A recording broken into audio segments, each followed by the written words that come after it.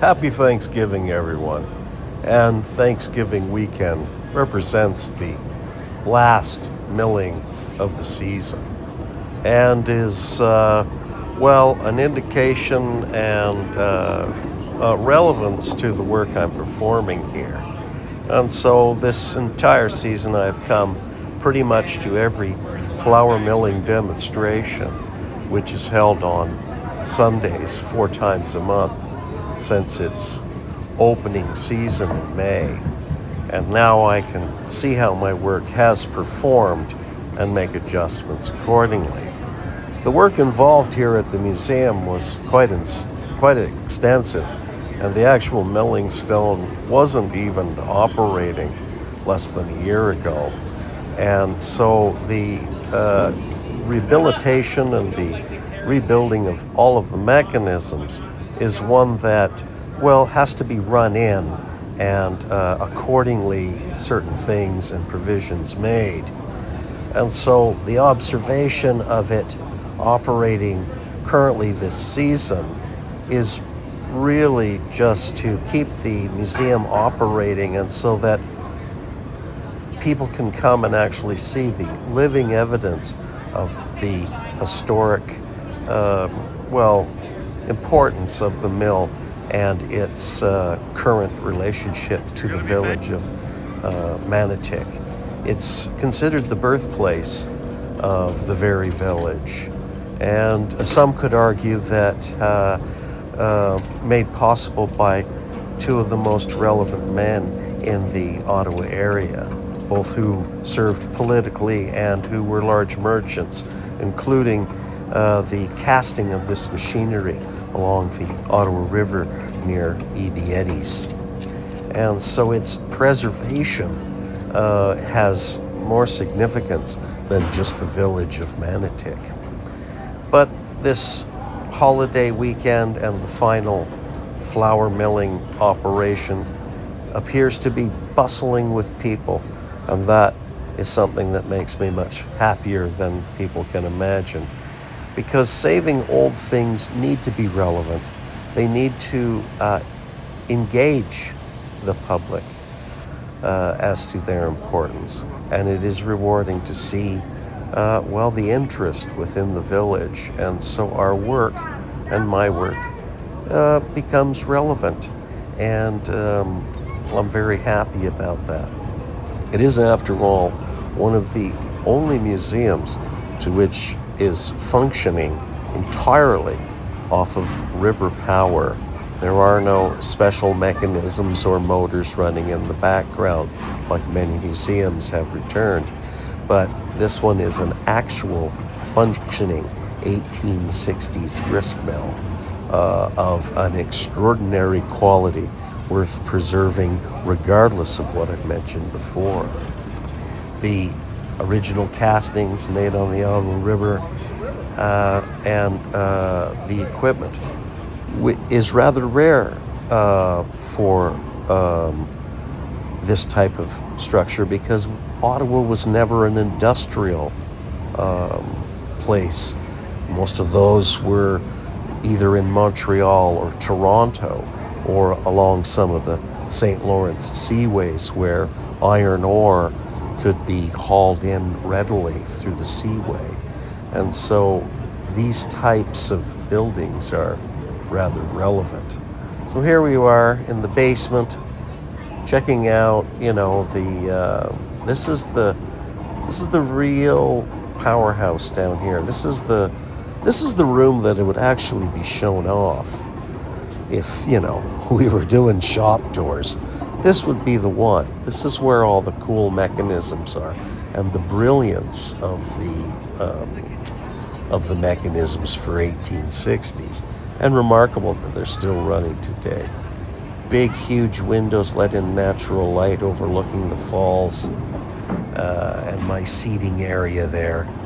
Got a few problems that have to be addressed, but the system sounds very good.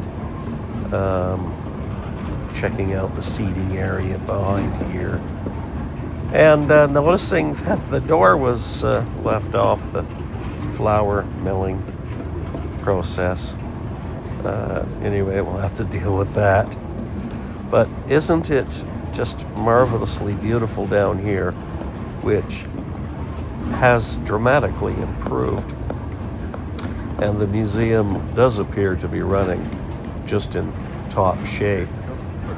We're hoping that the museum can get some more funding to continue,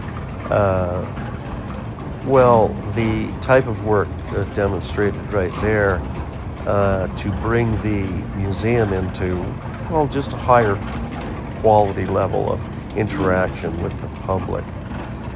This is super important and was part of the reason for developing the museum was to preserve the actual functioning of flour milling and preserve this premium example of locally manufactured machinery parts along the Ottawa River and the absolute masterpiece of the two men that established this mill and its prosperity. So Watson's Mill is really a large part of the community. Just look at how many people and children are interacting today and how important it is to the museum's character that people enjoy this as a cultural center, something to be proud of as a symbol of Manotick, unique character and its place on the Rideau Canal, a UNESCO heritage site.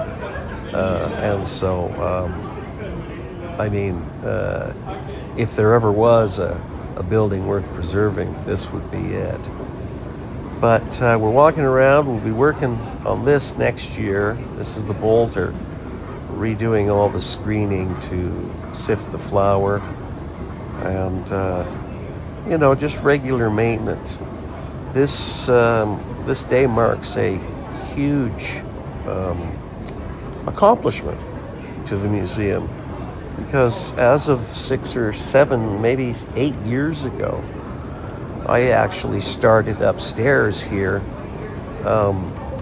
realigning shafts and rebuilding the mechanism that drives the elevator portions.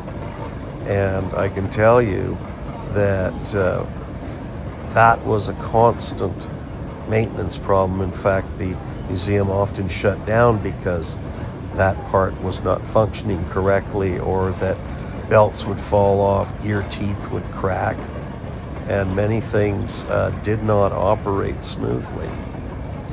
And it was from that point that the museum continued having me come in and assess parts of the museum that needed to be worked in a priority setting. But the latest one was one out of complete failure of the grinding stone downstairs. And so we're slowly getting back on to what I call the restoration of the building. And there are still large sections that need major work. The initial work in reestablishing the mill in the 1970s, was pretty good. We're luckier today to have all kinds of access to information that wouldn't have been available to those people. And so, considering the museum was abandoned, the work of those men who did reestablish the mill and the machinery needs to be commended, and really are a huge, they were a huge component in preserving this mill, which could have been lost, and like many of the others. Anyway, if you're interested in this type of industrial architecture, English style, stone masonry, and timber framing, this museum does not disappoint. It shows some of the finest manufacturing and building by prominent builders. I believe the builder of this building was also the one who built the Prime Minister's house on Sussex Drive, and so was a reputable contractor of the highest quality. And so it's not uncommon to see just beautiful indications of architectural details. You know, even down here in the grinding room floor, there are entire trees turned into Roman columns and plastered walls.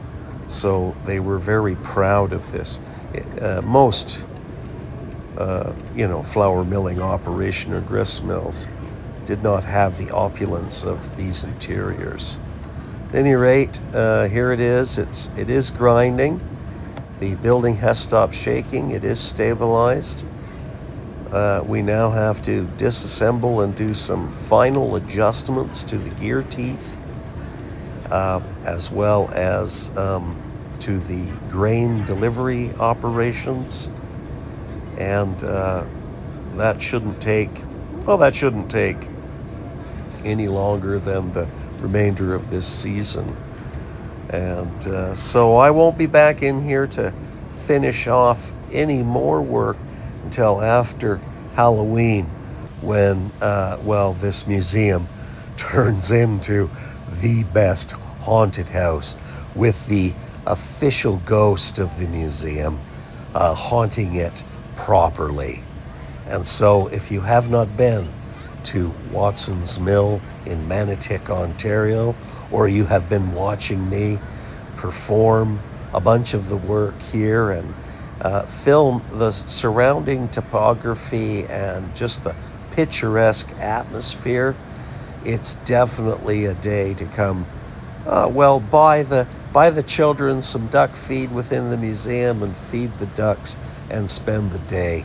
And by the evidence of the people that, showed up today for the last milling and to celebrate Thanksgiving in an historical context from a position of how the village itself was built around this museum, is remarkable and worth preserving. Thank you for watching.